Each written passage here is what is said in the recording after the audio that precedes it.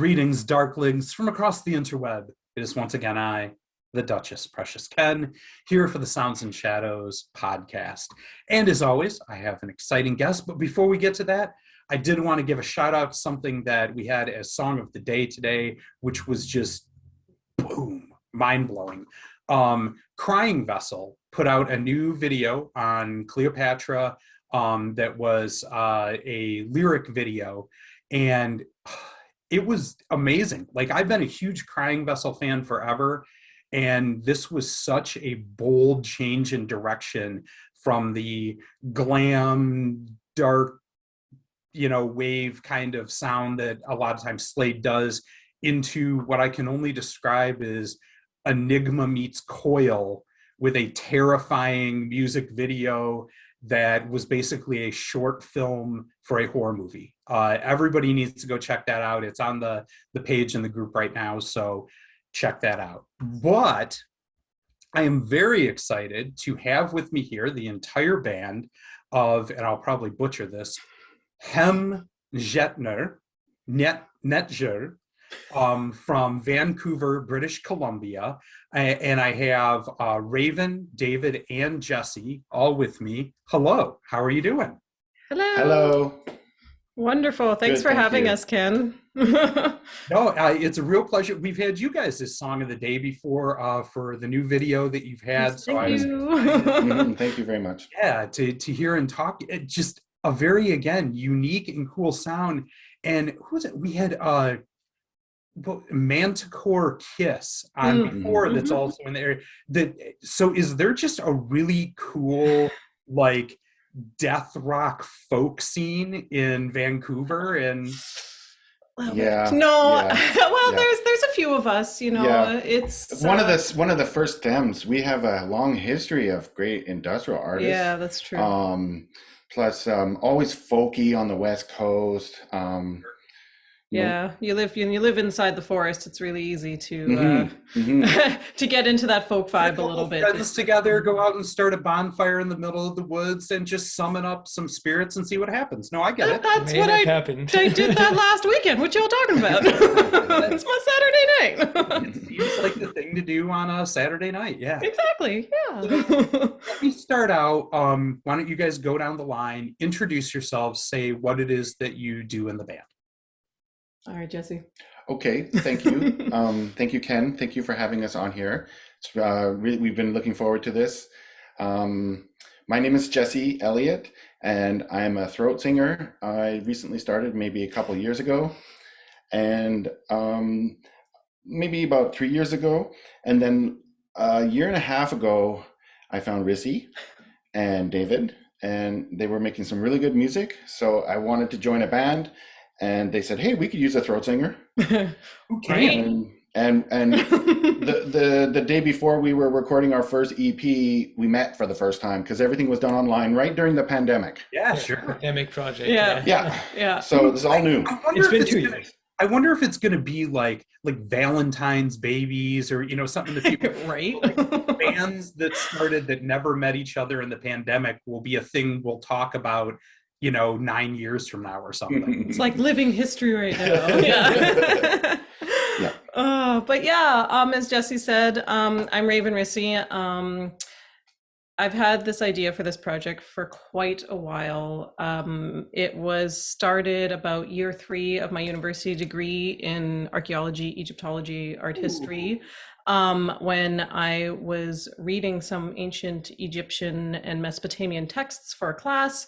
And I was like, wow, these, like, the ancient Egyptians really use words to describe sounds. And because we don't know what they sound like, because they never wrote down any of their music, it was just I thought it was really well done that they wrote out sounds so much. And so for me, I thought, wouldn't it be cool to do some sort of something? And then the project Hem Netjer came out, or got formed at least. And then pandemic happened and graduated. And I'm like, well, I got time. So I was like, hey, Dave, you do good synth lines. We've done projects before. Let's try and figure this out. And then the EP kind of came out. So I basically do composition, all the graphic design work. one of the other singer, the main female singer, organization queen, all that good stuff. So yeah, all the things all the time. Mm-hmm. I think we had a couple of those songs written already. Yeah. Yeah. So I'm David. I'm like ethereal synthy sounds. So that's what I've been working on. One thing I'm very much looking forward to is I've been working and thinking a lot about how we can convey those sounds differently instead of just sitting behind a keyboard. So I've been working on some, I'm really excited about the live aspects of that, of being able to create those sounds through gestures. And the videos have a hint of that, some parts of it, but I've heard from a few people like, I didn't understand what you were doing. It's like, yeah, I think it only makes sense when it actually is played live. But exactly. I'm very much looking forward to that, because it is a very, like, my goal was basically, I was looking at, when you sit around the fire and you take out the guitar and sing a song or any other kind of traditional instrument. I was like, I want to do that, but with the synth and the sounds that I'm working with. So that's kind of where I'm coming from for all of this. Yeah. And David, am I detecting there a little hint or twang in your voice? Are you a British Columbia, Vancouver native, or are you a transplant? No, very, very well detected. I've been here long enough now that people are like, I don't know where, but I am from Germany originally, so that's where a lot of my American, I could have just missed that and thought that was Canadian. Been like, he's just like, give her 908, give her till her liver quivers. That's just what I'm hearing. No. Honestly, I've been now at the point. It was never typically German. No. So people were like, French, Finnish, Quebecois, I don't know. But so I'm from Germany. I moved to Canada 10 years ago. Nice, very cool. All right. So I think a thing you brought up there that is really interesting to me and about your music is there has always been, to me, a connection, especially me as being a 90s goth kid, between, whether it's Dead Can Dance, This Mortal Coil, that sense of the macabre and darkness, but mixed with world beat. Taking these percussional sounds, these instruments, mixing them with synthesizers, and then having vocals that were, I really like on your band page talking about tales or stories rather than, saying them as lyrics. And how much did that go into kind of influencing you in this project, on bands like that? Or was it something that you came into more from the traditional instruments and just happened to mix it with dark music on your own? Well, so good you asked, Ken. Let me tell you. So you're not wrong. I listen personally to a lot of like folk music, like especially Northern European folk, dark folk, bands like Wardruna, Danheim, Thorndom, Faun, lots of bands like that. And they do play a lot of traditional instruments native to their cultures. And I love those bands a lot, and because I love dancing, I love going out, DJing, doing that stuff. It's a big part of me. And I was like, these bands are great, but they're just not dancey enough to play on a dance floor. And so I started trying to look around to be like, isn't there bands that kind of have that similar vibe that's like, a faster tempo? And I couldn't find too much. So I was like, I want to make it. So our goal is taking, like you said, exactly, those traditional instruments. So I'm just going to make it. I'm just going to make it because I can't find it. But yeah, so we take like traditional instruments, like the egg shakers, the sistrum, the rota lyre that you see in the newest music video, all those traditional style percussive world instruments, and combine it with that electronic side in trying to recreate that I can dance to this now. Yes, excellent. But definitely, I do like Dead Can Dance. I've had a few people reference them when listening to our music, which I'm very grateful for. So I'm like, yay, thank you so much. They weren't, right? I'll take it.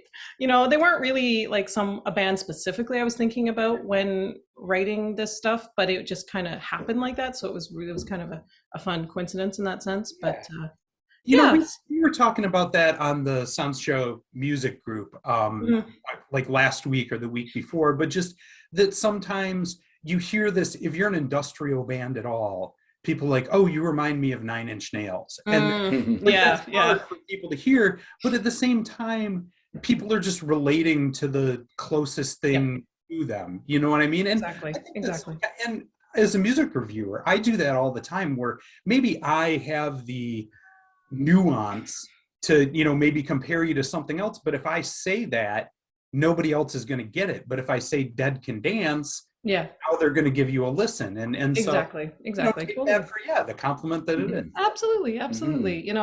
They're a wonderful band. Like we were talking earlier, where we did have tickets to go see them, and it's too bad that due to everything they couldn't make it reschedule it to come back to Vancouver, maybe in the future. But yeah, absolutely. It's been an interesting journey trying to figure all out.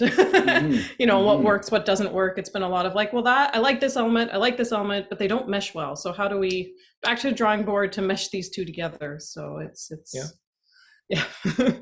So another thing I want to ask you guys about is, it's funny. I think it's now gotten to the point where Jason Corbett is probably, I've had more bands on the show that he than anybody else. I need to start putting a counter up or something. It's true. He's a bit of an instigator. He did production for you guys as well as Mr. Fox from Ivardensphere. Right? Yeah. Jason, we recorded with Jason, and then Scott Fox is our works. We work with him to do production. Tell me a little bit about, because those are two big names in the scene, but also in a lot of ways different from what you guys are doing. Tell me a little bit about what that was like and what they brought to your sound. I think that was the beauty about all of this in general, the whole project with everybody we've worked with. Knew what, like, got it, and then also added to it, so it was so much more and like total than the sum of its parts, which was amazing. So it was really lovely. For Jason has a studio here, so he does recording, and that was kind of almost a no-brainer. So we're like, like we mentioned before briefly, the day before was the first day we actually met Jesse. Because we've only exchanged files and then figured it out. So the day before this recording of the first EP, the first 5 songs, we met Jesse. We're like, hi Jesse, nice to meet you. Let's record an EP tomorrow. Cool. And then we went into the studio with Jason, which was fantastic because he really knows how to work with this. And it's always nice to get some wisdom dropped in the meantime when you're in a chat, right? Yeah. And then the other part was we knew like one of the things that we kind of always felt was a little weak for us was the drum work, and it's like we've been friends with Scott Fox for a long time. So we've played shows. Recently, I played shows with another project with him, Ivardensphere, a few times. We were like, hey, Scott. We have this crazy idea. What do you think? So we sent him all the things, and he was like, "This is great. Can I go nuts?" And we're like, "Yes, please go nuts. Go for it." So he just put like all of that to like the next level of like taking the songs, keeping the spirit, but then just adding all the things that like it was amazing. And then we also got to work with Joey Chaos for the videos. So. Rissy always had these ideas and set up a storyboard, and Joey was like, listen to the songs, and was like, scoped out locations in BC and how to do things, and makes my crazy ideas come to life. I'm like, I have this crazy idea. How do we film this? He's like, we'll do it this way. I'm like, okay, cool. I love knowing people that know how to do stuff, which was so amazing because it felt like everybody just got it. And at the end, when the first music video came out for Otherworld, we were like, yep, this is it, but blown away ourselves. I sat there and I cried. I was legit like, oh my God. It's real. So it's really, really amazing to be able to work with people that really know what they're doing and that add their own, they get it, and that add their own even photography skills too. David Jacklin, our photographer, he's been a photographer in the scene for a very long time. I was hanging out with Skinny Puppy once, so I was like, okay. All right, cool. And he's as one does. Right, of course, because Vancouver. But no, he's very, very good with, with his skills, and he knows exactly the right ways to do the right lighting, whether it's an indoor shoot or, outside in the middle of the ocean in the December. That was fun, stuff like that. But he's, he's been so on board with all of it and been really, really supportive. And yeah, we feel very blessed to be able to have, everybody working together, because it's, you can't do it on your own. Like I could figure out how to do production. I could figure out how to record, but it's not going to be the same. And I'd much rather, put time and money and energy to someone who knows that part of their craft and have everyone work together with it. It feels like a big effort, almost like you're on stage. Yeah. Like it's a show. Because we do the videos and we do all the music, and there's so many other people involved that, like you say, exactly, it's a real all the pieces working together. And that's the name of the game these days. You know what I mean? I mean, just that it isn't. I think in some ways things have gotten a lot smaller because unlike the '90s, where you had to have a $50,000 studio in order to, you can record very good sounding legitimate music in your bedroom right now. Oh, totally. You know yeah, absolutely. But at the same time, you can't just do that. You need to have videos. You need to have social media presence. You need to have photography. Oh, so much. So it takes on other aspects of it. So no, I think that is a big part of the journey. So we've talked a little bit about the 2022 technical aspects of your music. But to me, what makes you guys stand out so much, what really puts you in a different mindset from what else is out there, is your use of traditional instruments, the throat singing, which I don't hear about in terms of how you learned that, how you got into it. And can you talk to me a little bit in the spirituality? There is a very deep spiritual feeling when I hear your music that is, you can't disconnect it. You know what I mean? And I also like the fact that it feels mystical. It feels otherworldly. And tell me a little bit about that role that it plays in your music, how you came into this. I mean, part of it, I was really interested. I didn't know about the whole archaeology thing. So, but how that plays into it and why it was so important in 2022 that you incorporated that into. Totally. Well, Jesse, throat singing extraordinaire. Thank you. We're so happy that you enjoy the music, and especially spiritually too, because for me, my story is that I guess growing up, we all some people get depressed. I was kind of depressed, and then I went through a journey and I tried to fix my life up, and then things got better and I met my wife, and then I found my biological father. And so this was one of the reasons why I didn't know, why I was, I think, a little bit depressed, right? So finding him and him being such a nice guy gave me a lot of joy, and he accepted me. It's an interesting story for another day, but that was some of the energy that I used to really dig deep inside. And my wife was very into metaphysical shops. So I went down there with her and I found out about sound healing. And I had been doing some electronic music as a hobby for many, many years, but nothing where I did my vocals. So I did the sound healing and I'm like, I think I want to get into this. And then I did a Google and I found cosmic throat singer Matthew Cosell. And he's a local Vancouver person who you would like to check out. He does sound healing with throat singing and crystal bowls and everything like that. Very, very spiritual stuff. So I'm like, that's what I want to do.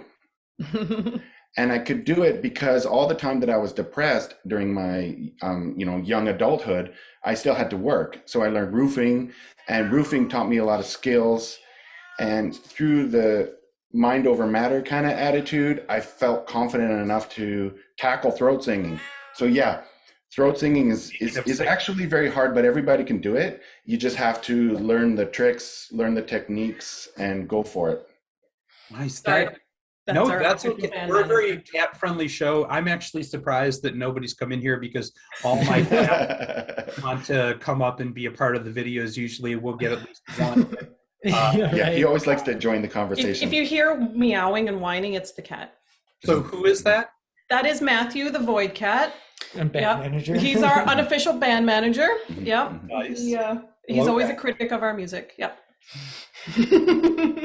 So I love that, and I love hearing that story. And like I said, I mean, it adds a real power to it, because when I think about the fact that you kind of took this technique, that you learned it, and that it was tied to your spiritual healing, I love how that comes across, you know. So going to the other parts of the question, in some of the other techniques you guys are using are instruments, which are a lot of times, I don't know, not traditional within goth or rock sphere. How did you think to add that in and then perfectly match up with this throat singing aspect of it? Well, and get the frogs too. Oh yeah. So demonstration time. Basically, yeah. So for me, spiritually, I've been spiritual pagan heathen for quite a while, and because of listening to all of that, those many styles of music that go along with that type of spirituality, you know, there's many different instruments. I'm like, that sounds really cool. I don't know what it is, but I totally want to play it. And, you know, so things like a tagelharpa, which is a bowed lyre, or the rota, which you see in the Void music video, it's a plucked lyre, and it's basically from a Welsh instrument, essentially. And I actually won it around a fire because I was singing and I won and that was the prize. So I was like, this is really cool. And it was handmade by some guy in Kelowna, BC. And so it's like, this is really cool. A little bit, you know, because not everybody might be as familiar, but tell a little bit about what a lyre is and how that tone is distinct as an instrument. Yeah, so basically a lyre is like, if you ever look at traditional, like a harp is a very old instrument. It's been around since like ancient Greece. Lyres are very, very similar to that. You have some, like in Northern Europe, when you listen to the band like Wardruna, you hear kind of it's like kind of like a violin, but it's very crunchy sounding. It's not as smooth. Okay. That can be they call it a tagelharpa basically. And you bow it with a bow as you would similar to a violin. And basically— How many strings usually? 3 to 4. 3 to 4 strings usually. You know, I have one. I'm still learning how to figure it out super well. So maybe the next album I might be on it. But the lyres, essentially, they formed into what our modern day cellos and violins and all that sort of stuff are. And so there's different forms of them. So this rota is the Welsh version of that. And it's basically kind of, you pluck it instead of bowing it. So it's kind of like in between a harp and, you know, and it had almost, yeah. Yeah, it's in between. There's I think there's 6 or so strings on it. So they're a little bit more, but not as many as a harp would have. And you basically just pluck it as if you kind of similar to like a style of the harp. It doesn't have frets. So no, it doesn't have any frets. The notes that you want to play with. Yeah. So like, you know, in Void, we've tuned it to A minor, and that's the notes that we play, you know, so if you need to tune it, exactly. Yeah, but it's I really like it because it's very, besides the fact that, you know, it was gifted to me, but it's also very, it's a very different sound, and it's very spooky. Like, it's like I'm walking through this spooky elf woods, and it just was such a weird sound. I'm like, this has to be in our Victorian England Cthulhu song. Like, this has to be there somehow, you know? And so yeah, so it was really fun to record, actually. You know, Jason and I were like, all right, let's figure this out. And it ended up going really, really well. We were both pleasantly surprised at how well it recorded. So instruments like that, I mean, this was the first one that we used. Yeah, so this one here was the first, it's a shaker, basically. Yeah. It's very kind of a harsh metal sound, but basically This is modern day. I bought it off a gentleman from Etsy who makes them in somewhere down in the West Coast. I don't remember his page, but it's called a sistrum. And a sistrum is an ancient Egyptian instrument, and it's a rattle that was traditionally used by women during their rituals and their ceremonies. And seeing as how the name Hem Netjer is ancient Middle Egyptian and it means God's servant, which is a priest, essentially, we thought, well, wouldn't that be so cool? And then we started looking around. We're like, there's a guy who makes these? I'm buying one. Okay. And so, yeah, so the first EP, Kemet, which is ancient Egyptian for Egypt, it's basically most of the themes around it, except for the song Otherworld, are centered around Egyptian mythology and Egyptian stories and concepts based from my studies. But we wanted to incorporate some of those types of music, those types of different instruments, like the egg shakers. They're just, you can buy them at any music store or even a metaphysical store, but just having them physically as opposed to having the computerized version of it, it does. We tried both ways, and it makes such a big difference. Like, you have this epic industrial beat and it's all great, and then you put in an actual egg shaker and you're like, this song sounds amazing now. Like, I had it before electronic, but this sounds so much nicer. So a big part now too is even saying like instruments, guitars or amps or nowadays, you could get a Fender Jazz, tube reverb if you want to, sound like Sisters of Mercy floodlands or whatever. But they have that effect, and it's, to me, you can't discern the difference. But the difference to me isn't in the sound tone that comes through it. It's in your mentality of totally, 100%. Of having it in your hand in the way. 100%. There's something about that gives it a different warmth and a different feel. 100%. And I can't explain it. And maybe that's what comes down to the spiritual energy of it.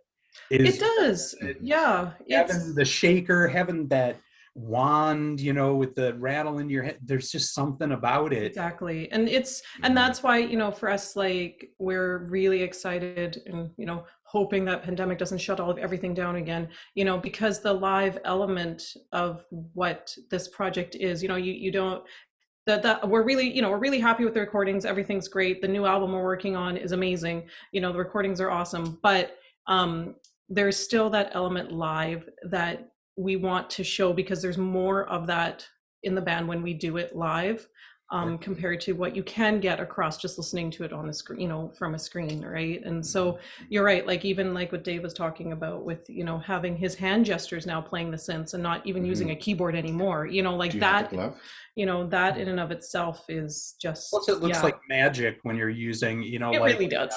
Technomancer right here. Yes.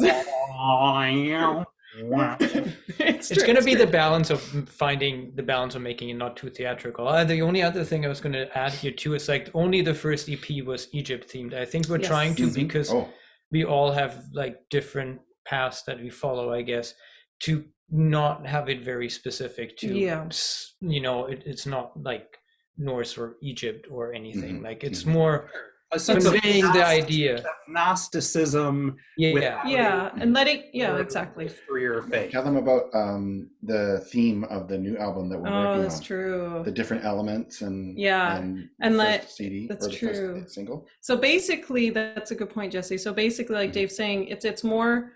I don't want to say generic, but it's not the new album isn't being specific so that listeners can decide how do they want to interpret this song. I'm not saying this is a Norse song or this is an Egyptian song. It's a this song. What do you think that is for you? And so this album, the new one, the Song of Trees, it's encompassing the 5 elements. So earth, air, fire, water, and void. And then we have Elemental Cry and then Otherworld as well that will be re-released on it officially. And it's basically the goal with each of those songs is to try and incorporate that feeling of what is that element, what is void? Like, is it a good thing? Is it a bad thing? Is it dark? Is it happy? Is it sad? Like how do you interpret that? And to give those trance-like elements, and that's where I think Jesse's vocals really help with that, with Dave's synth lines and the beat in there to really bring that and to try and just to just take you for a moment out of the everyday Muggle world and just like Sure. focus in on yourself for a moment, you know. Yeah. I love you saying that. And to me, we've talked a little bit, and whether you're talking about This Mortal Coil or Deckard, I think that's one of the powers of it, is that things like that, you can tell, I don't know, you call it a world beat sound, but that's just it. Part of why you call it that is you can't put your finger on exactly what. You know that it's foreign. You know that it's a journey. You know that it's, you know, something beyond your normal interpretation, Exactly. but you don't even know what. And so instead you just lock into the feeling or the emotion created. Exactly. And that's and again, I think that you guys have that same sort of energy and power, which is thank you. Thank you. It's been a journey, so thank you. So I want to get into, every time we do an interview, we're a music review page, first and foremost. So I always like to hear, and I think it's so important to understand what the artists we're talking to are being inspired by themselves and listening to.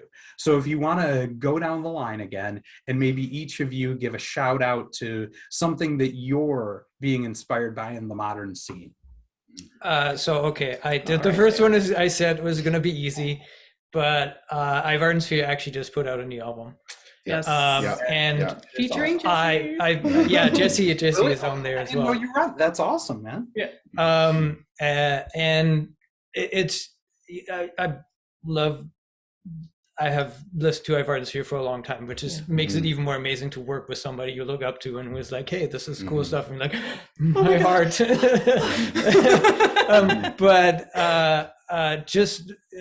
It is also just a great album, and you know, I really appreciate the kind of change from like the dancey tribal industrial to like a more like to the more atmospheric kind of almost cinematic storytelling that's in there as well. I've been really enjoying that album, and I have to give that definitely a shout out. Everybody listen to it, please. I've heard rumblings that that's going to happen. So look forward to that and get a chance to hopefully see them live soon. Yeah. Totally. Yeah. So Yes. I have two. So we have a friend of ours down in the San Francisco area. His band's name is Gremnir. He is doing a very similar dark folk type thing, and he's an amazing cello player and violin player, and it's just him. And he does throat singing. And he does a little bit of throat singing and normal singing. And yeah, his project, he has a few stuff out, like at least an album and an album and an EP, I believe. Very Voltaire, just a guy. Yeah, it's just him. And he's such a nice human. We look forward to the day when, you know, we've been talking about one day, you know, playing a couple shows together, you know, going down there, him coming up here. It's been really wonderful to meet him on the internet, as it were, and connect. And then, so there's this other band, because I'm kind of a nerd. So I love The Witcher. And the guy who plays Jaskier in the TV show is actually in a band. And I saw this the other day. This band is amazing. They're called The Amazing Devil. And it's him and another lady. And their lyric writing, oh my goodness. Plus Guy's a dream. Oh, he is. 100%. I was like, okay, Geralt, might have to cheat on you here. All right. but no, honestly, The Amazing Devil, like, it's so cabaret, and they're both just such good singers. And, you know, honestly, after listening and being like, wow, you actually, like, this is what you do, is you're a musician and then an actor. I was like, this makes sense why you're playing that role, because I highly recommend that band. And I love that they've, you know, even before he did The Witcher, like, they're just independent. They're not on a label, you know, and I really appreciate that. And they've made some good success out of that. So their lyric writing is amazing. Well, you know what? I did listen to a song, but I'm going to delve deeper into that. Yes. Okay. I can tell you about so many throat singers who have influenced me right now. But I would like to point out a very special one by the name of Soriah. I'm not sure if you've heard of him, Soriah. Enrique Ugalde is his personal name, and he is from the States. He lives in Oregon, but he's been all the way to Tuva, the birthplace of throat singing. Very cool. And he has mastered it so well that it's just amazing what he can do for throat singing. But he incorporates his own music. He has some artistic people that he works with, and he just made an album with. And forgive my, I might not know how to pronounce it, but I'm thinking Kevin Key. Well, there is Kevin Key. Okay. Hey! Yes. He produced collaboration. Yeah. He produced the Soriah's latest album, which I would really recommend you hear. Some great West Coast throat singing, dark music. So yeah. And then there's so many other ones that are out there that have they're either Tuvan themselves or they've just picked it up. It's kind of growing. It's unique still, but it is growing. I might have to get you to jump on an Amaranth album for some throat singing now. Absolutely, sure, for sure, 100%. Wonderful. All right, so the last thing that I want to do here is this music video too. I really do love when a song I'm really into syncs up just perfectly and the tone is captured in the visual element as well. And I feel like that's what we had here. And like you said, you had a vision for this. It got brought to life by someone with the technical skill in doing it. So why don't we pretend like we're on a late night talk show here. We're gonna roll the clip in a second here when you're done, but first, why don't you set up for us what we're going to see in the video that you created and how it connected with your song? Yeah, so for me, the idea behind the video was I really just wanted to encapsulate that, when people think void, they think darkness, they think despair and bleak. And yes, that's there. But for me, dark, it's not duality like dark. There's dark and light, but it's not a good or evil scenario. Sure. The dark is also good, and you can learn from it. And it's there to be embraced, and it's not something to be afraid of.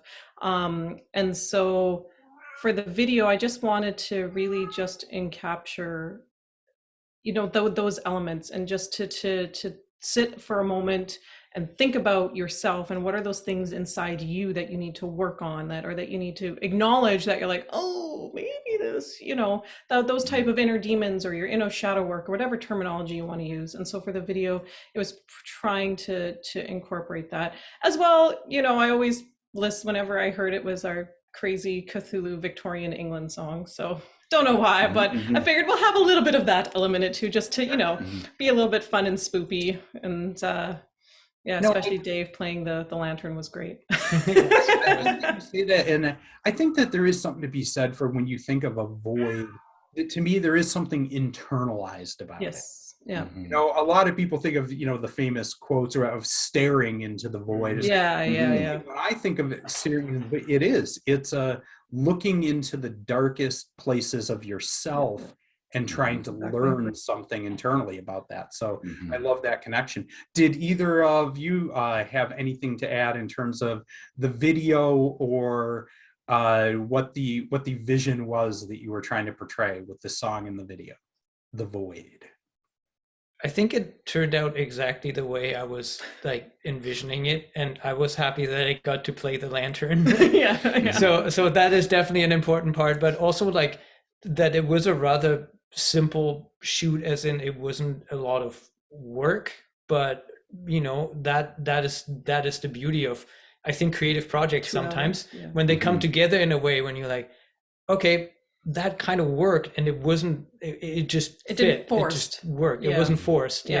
So that's what I really enjoyed about this one. It just came together. And to me, this isn't 1990s MTV anymore, where I want to see a Michael Bay movie in a music video.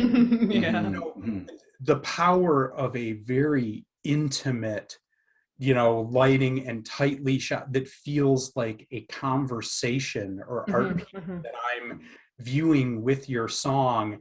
those are what are powerful these days. And to me, there's something that to be said for that, and really strong in the vibe of what you guys created here, that it was intimate, that it was a secret that you whispered to us, not a thing you shouted in bright light. Yeah, well, thank you. Really appreciate that. That's cool. Yeah, it means a lot. It's been interesting trying to find people's opinions or thoughts on something when it's only online. So thank you.